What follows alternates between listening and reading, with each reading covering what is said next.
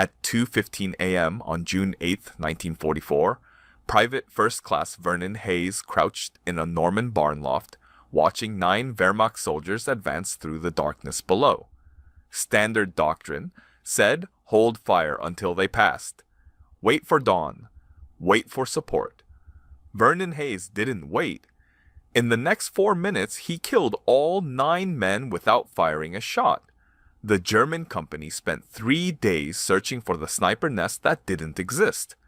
Hayes was 34 years old, too old for combat infantry by Army standards, but the 82nd Airborne needed bodies after D-Day.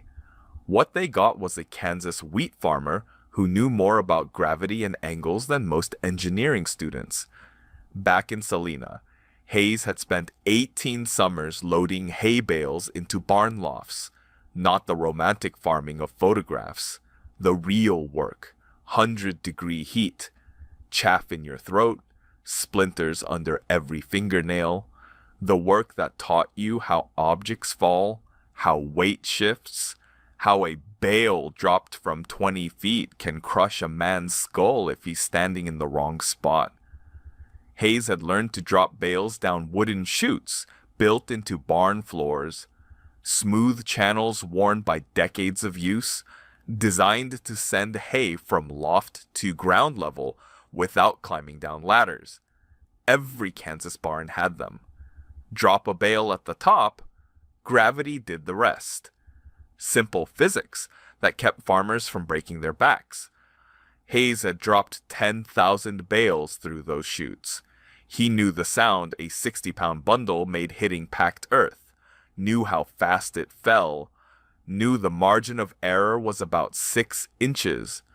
That knowledge seemed useless on June 6th when Hayes jumped into Normandy at 1:20 a.m.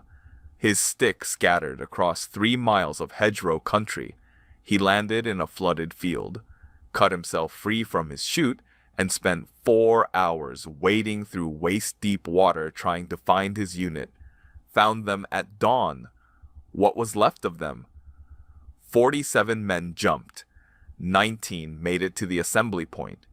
The bocage country of Normandy was farmers' land, but nothing like Kansas. These were medieval fields separated by earthen walls topped with hedgerows so thick you couldn't see through them. Each field a fortress, each hedgerow a trench line. The Germans had been preparing these positions for 4 years. They knew every stone wall, every tree line, every barn.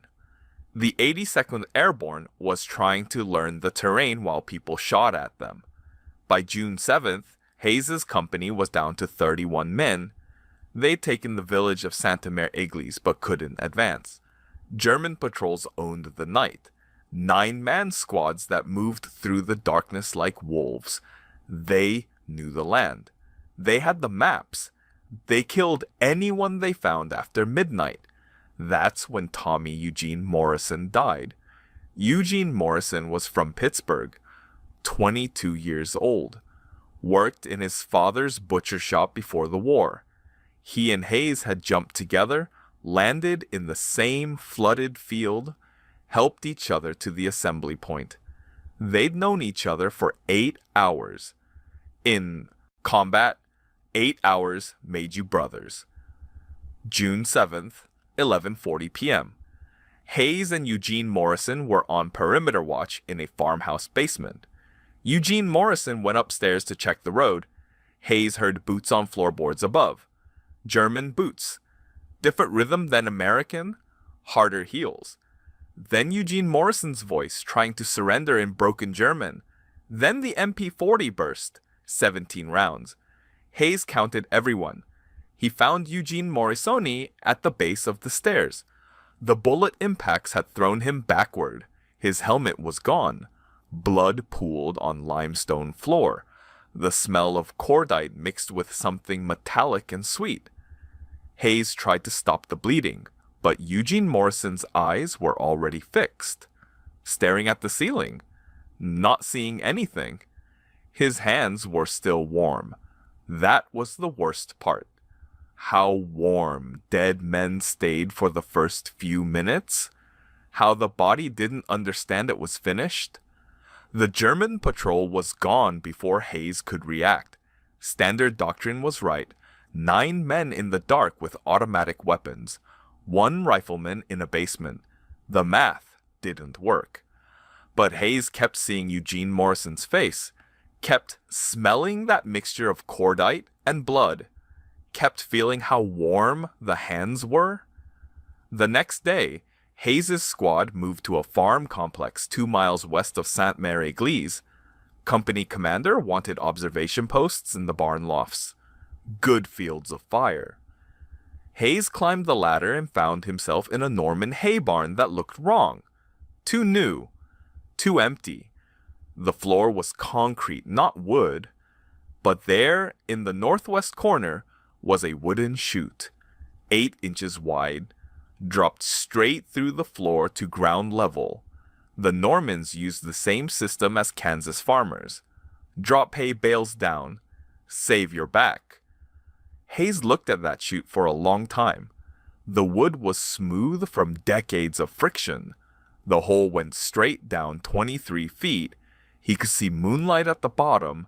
The barn's ground floor was stone, not packed earth like Kansas. Stone. He thought about bales falling, thought about the sound they made, thought about 60 pounds of compressed hay hitting limestone from 20 feet up. Then he thought about other objects that weighed 60 pounds. A rucksack full of rocks, an ammo can packed with scrap metal, a sandbag filled with broken bricks. That night, Hayes couldn't sleep. He kept seeing Eugene Morrison at the base of those stairs, kept thinking about the German patrol that had killed him and walked away, kept thinking about that wooden chute and the stone floor below. The smell of gun oil on his rifle reminded him of the blood smell. Every time he closed his eyes, he saw Eugene Morrison's fixed stare, heard his boots scraping on limestone, felt the warmth leaving his hands. At 3 a.m., Hayes gave up on sleep. He climbed back to the barn loft with his entrenching tool and started digging. Not outside. Inside. He pried up the concrete around the chute opening. The floor was only 2 inches thick, poured over wooden planks. Beneath that was the original barn structure. Hayes worked quietly. No light. Just hands and the small shovel. His fingers cramped. Concrete dust mixed with old hay chaff. He could taste it.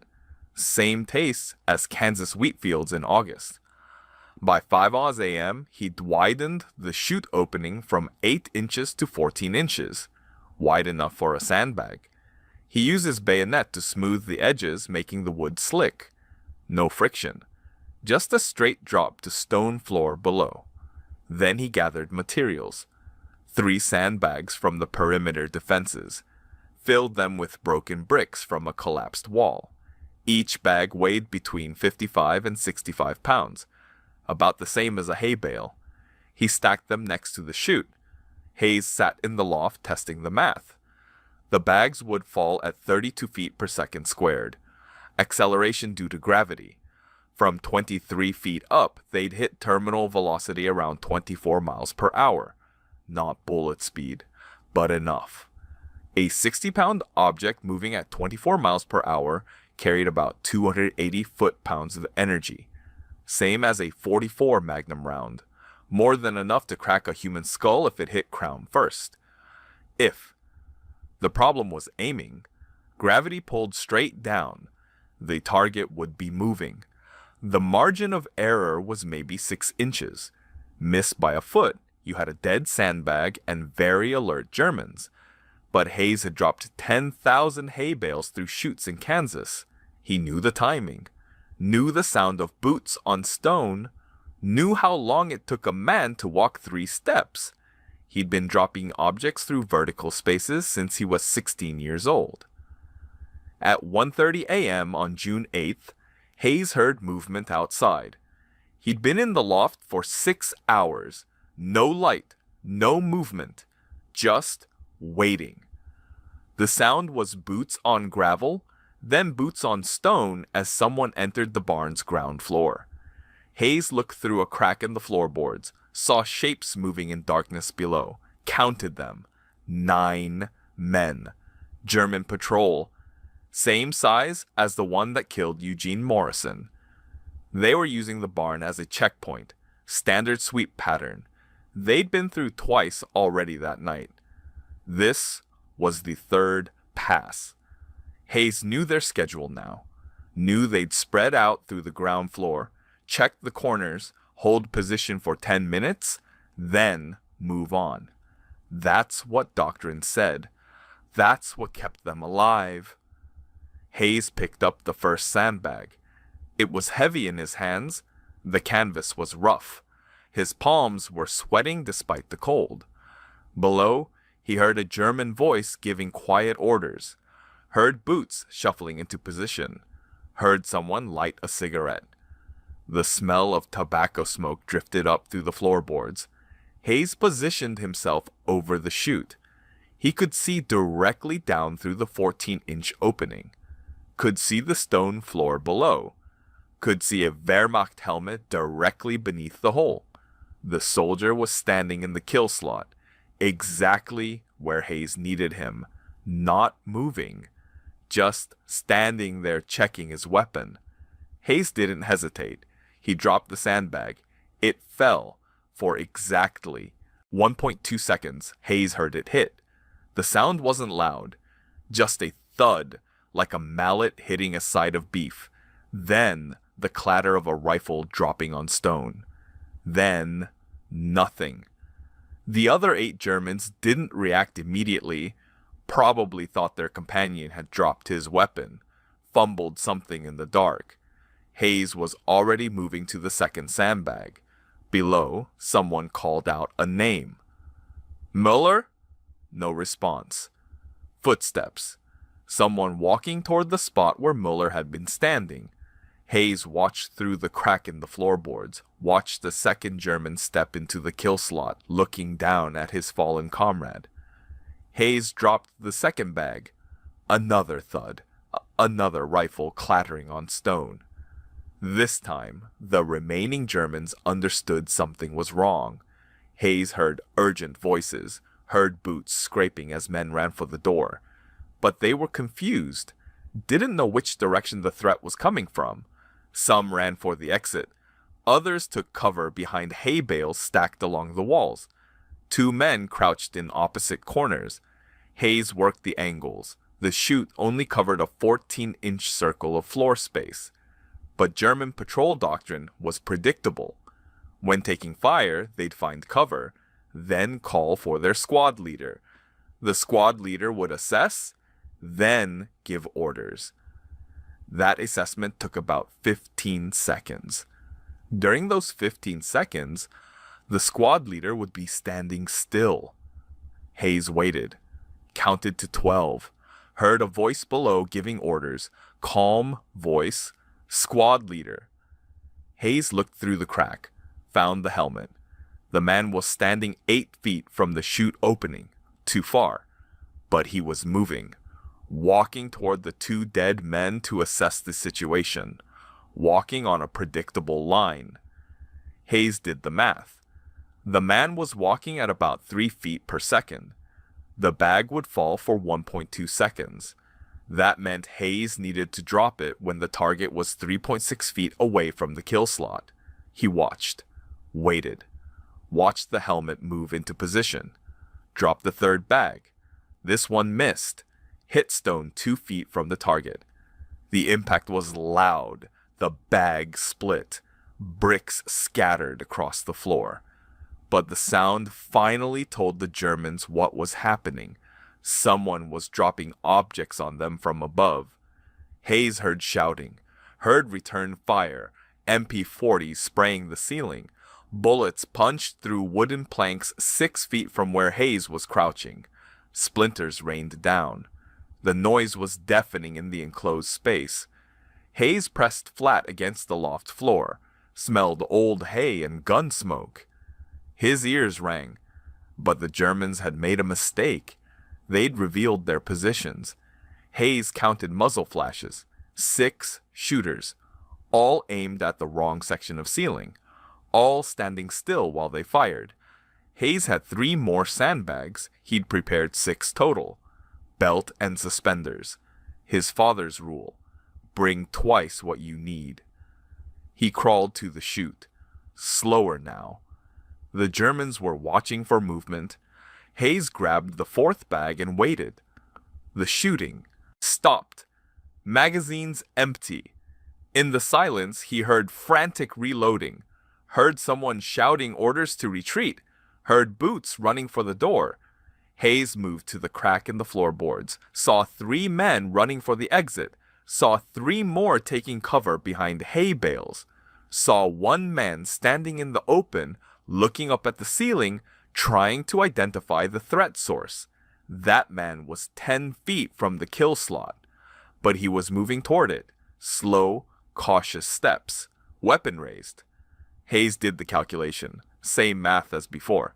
Drop when the target was 4 feet away. He watched the helmet, watched the careful approach. The German was professional, moving slowly, weapon up, eyes scanning, good discipline. Would have made a fine soldier if he'd been born somewhere else. Hayes felt nothing about that, just waited, watched. Dropped the 4th bag when the helmet reached the right position, direct hit. The German went down without a sound. His weapon hit stone with a bell-like ring. The other 5 Germans opened fire again, but they were panicking now, firing wild, burning through ammunition. 1 man screamed orders to retreat. 2 men ran for the door, made it outside. Hayes heard their boots on gravel running fast, disappearing into darkness. 3 men left inside. They'd found cover behind thick hay bales along the east wall. Good cover. The sandbags couldn't reach them there, but they couldn't stay there either. Standard German patrol doctrine said reinforce or retreat. No patrol stayed pinned down. If they stayed, the entire company would come looking. If they retreated, they'd report a sniper in the barn loft. Either way, Hayes had maybe 5 minutes before this barn became the most dangerous place in Normandy. Hayes made a decision that violated every rule he'd been taught. He'd been trained to maintain concealment, never reveal your position. But the 3 Germans behind the hay bales couldn't see the ceiling from their angle, couldn't see the chute opening. They thought they were under fire from a barn window, from ground level. Hayes picked up his M1 Garand. He'd never fired it from the loft. The Germans didn't know anyone was up there. But if he could draw them out from behind cover, get them moving through the kill slot, he had 2 sandbags left. He fired 3 rounds through the floorboards, aiming at nothing. Just noise. Just muzzle flash from the wrong angle. The 3 Germans reacted exactly as Hayes predicted. They thought the sniper had changed positions. They broke cover, moved to new positions. 1 man ran directly under the chute opening. Hayes dropped the 5th sandbag while holding his rifle. One-handed drop. Bad technique. The bag wobbled in the air, but it fell true. Hit the running German in the shoulders. Not a killing shot, but the impact knocked him forward. His helmet flew off. He hit stone face first, didn't move after that. 2 left. They'd both seen where the sandbag came from, saw it fall through the ceiling, understood. The trap now. They stopped moving. Stood absolutely still behind separate hay bales. Professional soldiers making professional decisions. Don't move through the kill zone. Wait for daylight. Wait for support. Hayes respected that. But he had 1 sandbag left and about 3 minutes before their company arrived. He could hear vehicles in the distance. Kubelwagens on the road. Coming fast. He needed to break the stalemate. He did something that would have earned him a court-martial if any officer had witnessed it. He stood up, walked to the edge of the loft, made noise, let the boards creak, let the Germans know exactly where he was. Silhouetted himself against the faint moonlight coming through the loft door. Both Germans opened fire, MP40s on full auto, but they were shooting from behind cover at an elevated target in darkness. Their rounds hit the wall behind Hayes. He dove backward, rolled to the chute, grabbed the last sandbag, listened. One of the Germans was moving, changing positions while his partner provided cover fire. Hayes heard boots on stone, quick steps. The man was running for a better angle, running in an arc that would take him past the chute opening. Hayes didn't look, just listened, counted steps, dropped the last sandbag based on sound alone. He heard it hit, heard the German go down, heard the other German scream something. Then silence, then boots running. The last German retreated, ran for the door, gone. Hayes lay flat in the loft. His heart hammered against the wooden floor. His hands were shaking. The smell of cordite was thick in the air. Below he heard nothing. No movement. No voices. 8 Germans down. 1 escaped. The barn floor was covered with broken bricks, split sandbags, and bodies. The Kubelwagens arrived 2 minutes later. Hayes heard them stop outside, heard German voices, heard someone enter the barn cautiously, heard the shock in their voices when they found the bodies, heard them searching for the sniper nest. They checked every window, every corner, looked for shell casings, found only 6 spent M1 rounds near the east wall, found no sight lines, found no logical firing position. Hayes stayed motionless in the loft. The Germans searched for 20 minutes. He heard them arguing. Heard someone say, Scharfschütze, sniper. Heard someone else say, impossible.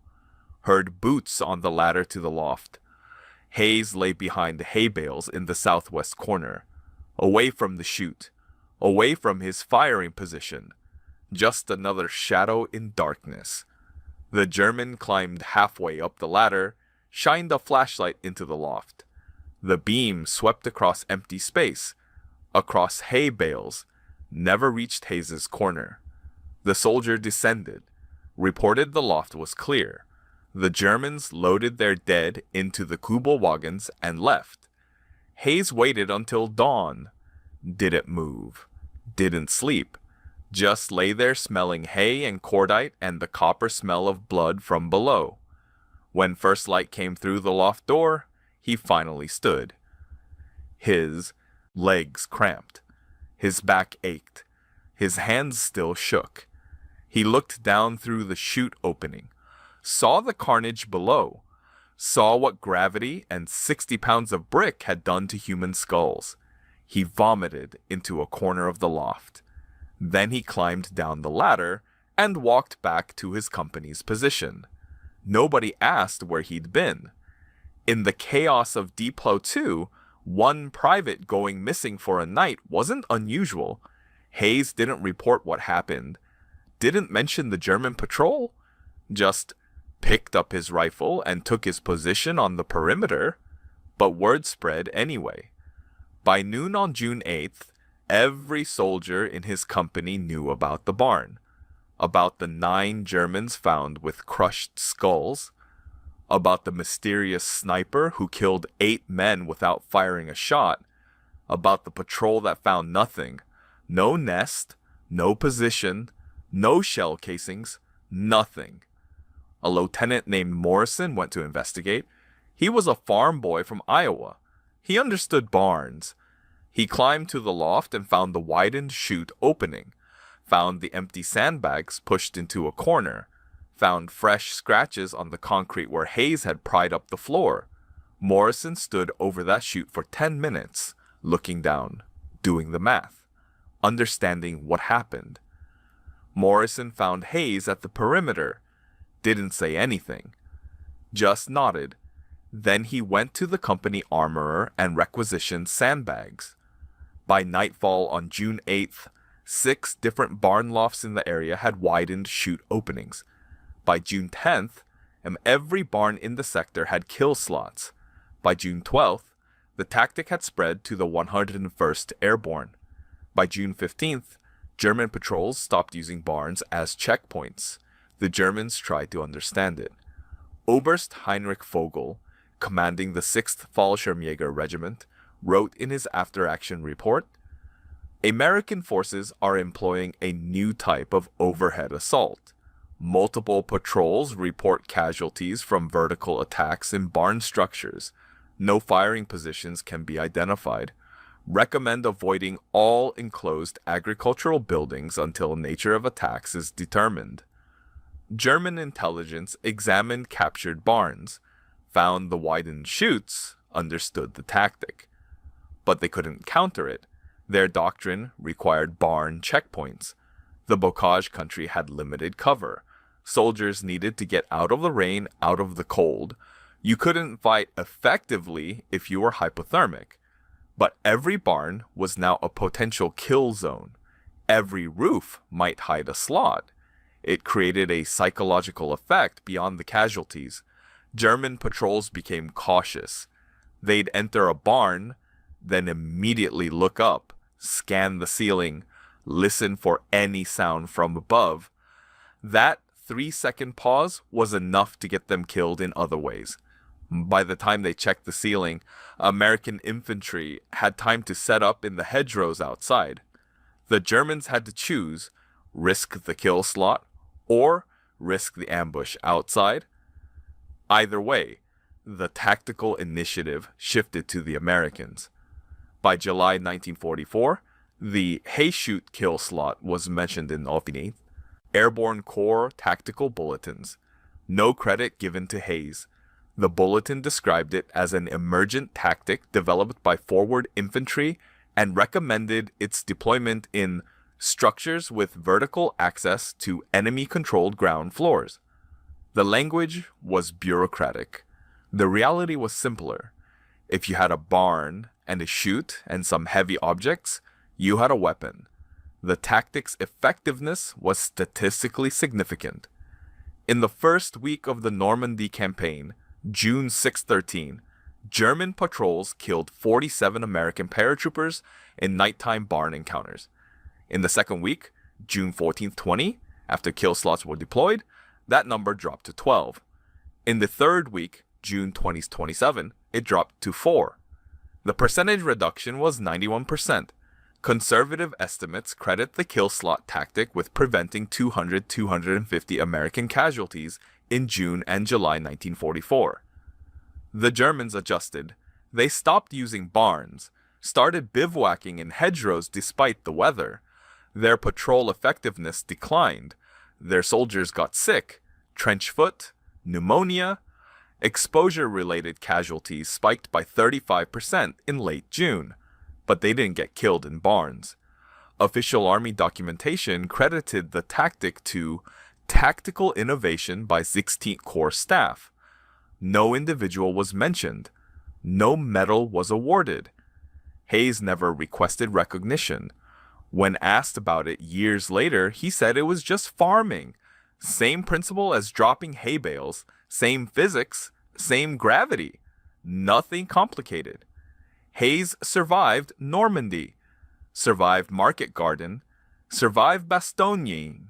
He took shrapnel in his left leg during the Ardennes offensive, but refused evacuation. Stayed with his unit until May 1945.